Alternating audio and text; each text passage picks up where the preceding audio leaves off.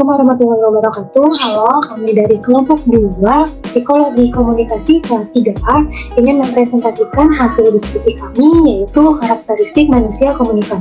Sebelumnya saya akan memperkenalkan anggota teman-teman saya terlebih dahulu, yaitu yang pertama ada Dia Hajeng Aprilia Permatasari, yaitu saya sendiri, lalu ada Jihan Nabila, lalu Muhammad Fadli Hafiz, dan yang terakhir teman saya Firly Sepato. Nah, selanjutnya saya akan menjelaskan tentang teori behaviorisme. Apa sih teori behaviorisme itu? Teori ini memfokuskan perhatiannya pada perilaku yang kelihatan, yaitu perilaku yang dapat diukur, diramal, dan dilukiskan. Teori ini merupakan reaksi terhadap teori psikoanalisis. Dalam teori behaviorisme, manusia disebut sebagai homo mechanicus, yang berarti manusia mesin. Nah, dalam teori behavioristik ini terdapat 7 karakteristik, yaitu diantaranya yang pertama, perubahan perilaku manusia sangat dipengaruhi oleh lingkungan. Lalu yang kedua, yaitu mementingkan bagian-bagian terpisah, artinya manusia itu terdiri dari bagian-bagian. Lalu yang ketiga, mengamati perilaku manusia yang terjadi karena reaksi-reaksi yang berpengaruh atau stimulus. Lalu yang keempat, itu ada perubahan tingkah laku sebagai hasil belajar itu bersifat mekanis, artinya perilaku manusia itu sama seperti mesin dan gejala-gejala alam. Lalu yang kelima, perilaku manusia ini sangat ditentukan oleh masa lalu, artinya pengalaman-pengalaman yang pernah terjadi akan mempengaruhi oleh perilaku manusia. Lalu yang keenam, yaitu pembentukan perilaku manusia lebih banyak dipengaruhi oleh proses pembiasaan. Lalu yang terakhir, dari karakteristik teori behavioristik ini, yaitu ciri khas dalam pemecahan masalahnya lebih banyak dilakukan dengan mencoba-coba atau trial and error. Lalu selanjutnya, ini ada para ahli yang mengembangkan teori behaviorisme, yaitu antara lain yang pertama ada Edward Lee Thorndike, yaitu pada tahun 1874 sampai dengan 1949, lalu dilanjut lagi dengan Dorcas Frederick Skinner, yaitu pada tahun 1904 sampai dengan 1990, lalu dilanjut lagi yang ketiga ada Ivan Petrovich Pavlov, yaitu pada tahun 1849 sampai dengan 1936, lalu yang terakhir ada Robert Gaffney, yaitu pada tahun 1916 sampai dengan tahun 2002. Oke, selanjutnya teori selanjutnya akan dijelaskan oleh teman saya.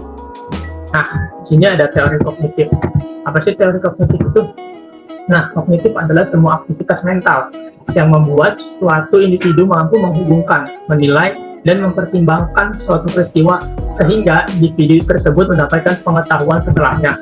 Nah, psikologi kognitif ini menempatkan manusia sebagai makhluk yang bereaksi secara aktif terhadap lingkungannya, yakni dengan cara berpikir, manusia berusaha memahami lingkungan yang dihadapinya dan merespon dengan pikiran yang dimilikinya. Nah, oleh karena itu, maka manusia menurut teori kognitif ini disebut sebagai Homo sapiens, yakni manusia yang berpikir.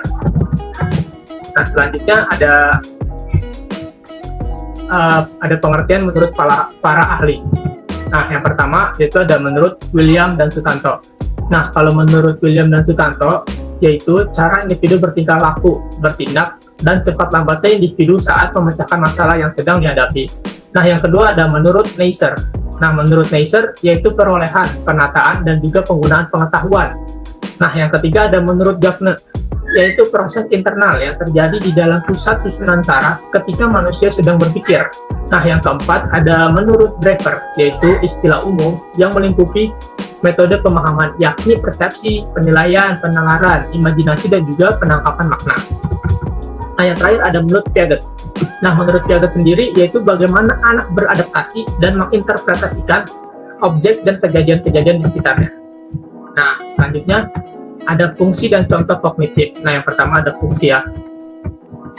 Nah, fungsi ini membuat orang bisa mudah bergaul satu sama lain. Yang pertama ada perhatian. Nah, perhatian sendiri merupakan penyeleksi rangsangan yang nantinya menjadi fokus perhatian dan bisa diabaikan secara bersamaan. Rangsangan yang dimaksud bisa berupa bau,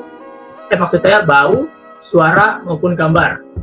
Nah, yang kedua ada memori atau daya ingat. Nah, memori atau daya ingat ini berkaitan dengan tingkat kefokusan seseorang. Semakin fokus, semakin baik memori atau daya ingat. Nah, hal ini menunjukkan bagaimana suatu informasi akan ditransfer dan disimpan dalam otak. Nah, yang ketiga ada fungsi eksekutif. Nah, fungsi eksekutif ini sendiri berfungsi untuk mengarahkan manusia untuk menjadi perencana dan pelaksana sesuatu yang telah ia rencanakan. Nah, dari sini kita tahu nih, seseorang terlihat bagaimana cara menyelesaikan setiap permasalahannya. Yang keempat ada kemampuan berbahasa. Kemampuan berbahasa ini berkaitan dengan bagaimana seseorang mampu menyusun kata-kata saat berkomunikasi dengan orang lain. Nah, setiap orang itu memiliki kemampuan bahasa yang berbeda-beda, tergantung dari fungsi kognitifnya. Nah, yang kelima, yang terakhir ada merasakan dan mengenali. Nah, kehadiran fungsi kognitif ini membuat seseorang bisa merasakan dan mengenali segala sesuatu di sekitarnya. Nah, misalnya kayak membedakan antara jeruk dan lemon, semangka dan melon, dan seterusnya. Nah, jadi, mereaksi terhadap stimuli, manusia berpikir dan berusaha menemukan jati dirinya. Teori kognitif memang telah menempatkan kembali manusia sebagai makhluk yang berjiwa, yang bukan hanya berpikir saja, tetapi manusia juga berusaha menemukan identitas dirinya.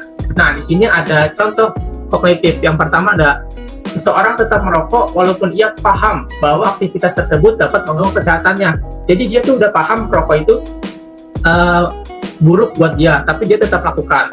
Nah, yang kedua ada seseorang mengatakan kebohongan, namun ia meyakinkan dirinya bahwa ia sedang mengatakan hal baik. Nah, seperti itu kurang lebih. Ya, oke, selanjutnya ada teori psikoanalis. Tokoh dari teori ini adalah Sigmund Freud. Menurut teori ini, perilaku manusia merupakan hasil interaksi dari 3 subsistem dalam kepribadian manusia, yakni ID, ego, dan superego.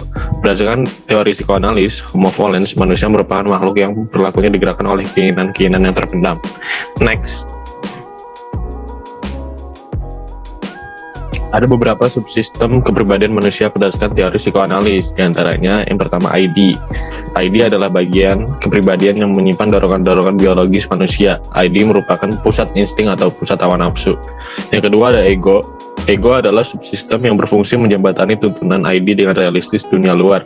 Ego menjadi penengah antara dorongan-dorongan hewani manusia dengan pertimbangan rasional dan realistik. Yang ketiga ada superego, menyerap norma-norma sosial dan kultural masyarakat. Superego dapat disebut sebagai hati nurani dan sebagai pengawas kepribadian.